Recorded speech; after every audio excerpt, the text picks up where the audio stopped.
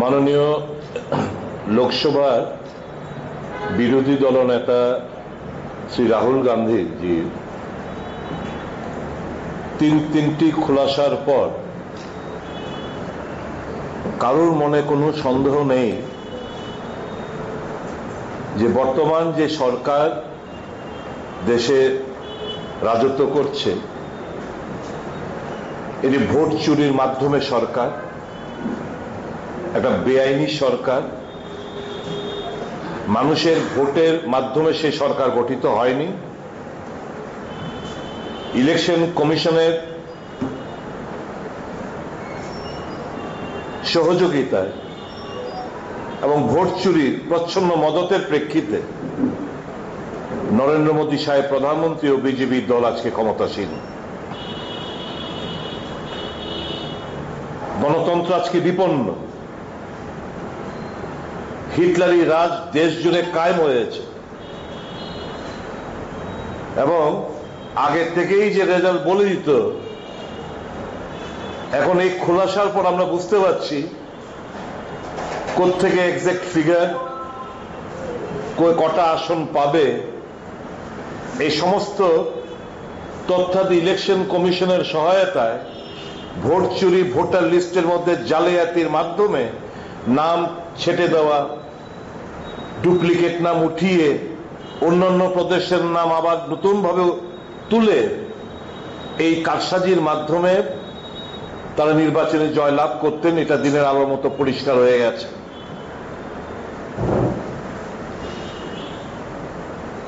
আমরা গণতন্ত্রে বিশ্বাসী। রাহুল গান্ধী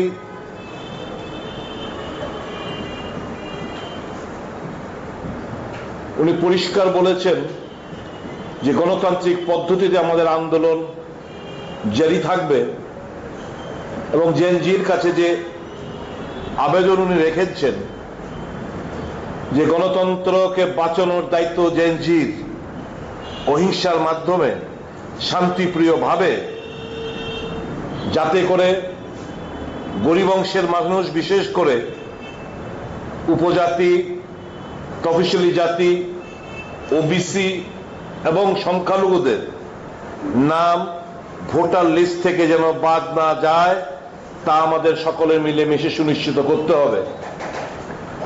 এই প্রেক্ষিতে আগামী এই নভেম্বর মাসের লাস্টের দিক দিয়ে, লাস্ট সপ্তাহে নিউ দিল্লি স্থিত রামলীলা ময়দানে এক ঐতিহাসিক বিশাল জমায়েত হবে এবং ওই জমায়েত থেকে কংগ্রেসের একটি প্রতিনিধি দল এরকম যে সিগনেচার গুলো রয়েছে, এই সিগনেচার গুলো প্রায় 5 কোটির আরো বেশি, সেই সিগনেচার গুলো নিয়ে রাষ্ট্রপতির কাছে এই সমস্ত তথ্যাদি এবং আমাদের ডিমান্ড, ভোট চোর, গদ্দি চোর এবং নির্বাচন কমিশন এটা ঘৃণা বর্ষাই, ঘৃণা হয় এদের নাম উচ্চারণ করতে, এবং আগামী দিন দেশের মানুষ এদের বিচার করবে, খুল্লাম খুল্লা এদের বিচার হবে। যে জায়গায় দেশকে নিয়ে যাচ্ছে, এর থেকে বড় দেশদ্রোহিতার পরিচয় আর কিছু হতে পারে না। যে মানুষের ভোটাধিকার খর্ব করে, চোট্টামি করে, পেছনের দরজা দিয়ে কাউকে ক্ষমতায় জবরদস্তি বসিয়ে দেওয়া, এবং যার প্রেক্ষিতে সুপ্রিম কোর্টের প্রধান বিচারপতিকে এই যে কমিটি গঠন করা হয়েছিল, বিরোধী দলনেতা, প্রধানমন্ত্রী এবং সুপ্রিম কোর্টের বিচারপতি, যে ইলেকশন কমিশন এর কারা কারা হবে তার নির্ণয় হবে, সেখান থেকে বাদ দিয়ে, আইন করে বাদ দিয়ে আজকে এই ইলেকশন কমিশনারদের বেছে বেছে বসানো হচ্ছে। শুধু তাই নয়, প্রায় 150 মতো এমপিদের বহিষ্কার করে আইন সংশোধন করে পার্লামেন্টে, যে ইলেকশন কমিশন যেটা এতদিন ছিল না, এখন কোন ল তাদেরকে আর কোন criminal law will not lie against them as long as they are in the chair. মানে আইন তাদেরকে স্পর্শ করতে পারবে না। সেটা পার্লামেন্টে এই আইন পাশ করছে বেআইনি ভাবে। কারণ এই চোট্টামিগুলো যদি ধরা পড়ে তার জন্য তাদের জন্য এই যে নির্বাচন জ্ঞানেশ কুমার সান্ধু এরকম এদের মতো লোকদের যাতে কোনো আচরণ না আসতে পারে তার জন্য 150 জন এমপিকে বহিষ্কার করে এই আইন সংশোধন করে রিপ্রেজেন্ট পিপলস অ্যাক্ট তারা সংশোধনের মাধ্যমে এই জিনিসগুলো করেছে। বুঝতে পারছে নরেন্দ্র মোদী জনগণের ভোটের দৌলতে আসেনি, দেশ বিকিয়ে দিচ্ছে, দেদার টাকার অন্যায়ভাবে কামাচ্ছে, টাকার আস্ফলন, পেশির আস্ফলন, এবং এই এজেন্সিগুলো ইলেকশন কমিশন বলুন, ইডি বলুন, ইনকাম ট্যাক্স বলুন, সিবিআই বলুন, এদের এই এজেন্সিগুলোর সহায়তায় নিয়ে আজকে সে ক্ষমতাসীন এই হিটলারি রাজত্ব রাজ্যে আর দেশে কায়েম হয়ে রয়েছে।